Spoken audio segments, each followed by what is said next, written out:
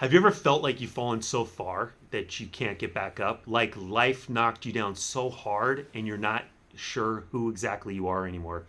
Here's the truth that I learned: you never really fall, you only dream that you did, so that you can remember that you're the dreamer.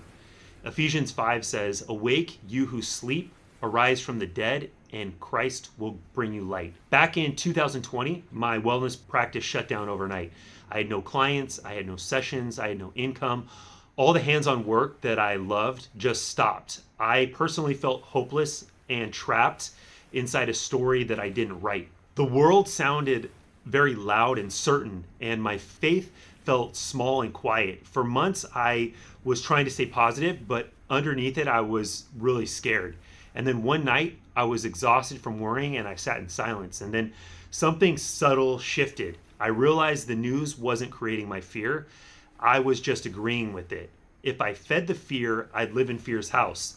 If I chose love, I'd live in love's house. And this wasn't denial, it was just a different selection. At that point, I started selecting deliberately.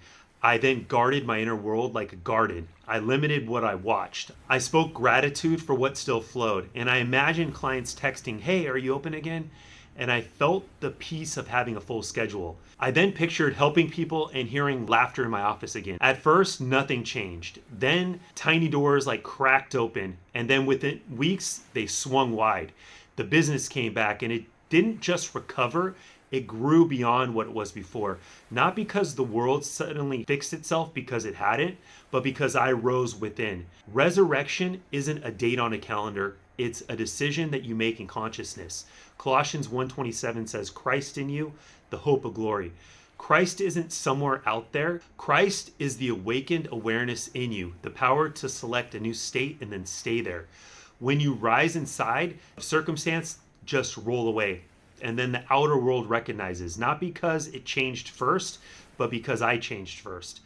Victimhood feels true when the five senses shout the loudest. But creation becomes obvious when you feel beyond the senses. The secret isn't to fight the tomb, it's to outgrow it. You outgrow it by feeding the new life more than you feed the old fear. The moment you stop watering the fear and start watering the faith, the story then begins to bloom again. And here's how I live this now.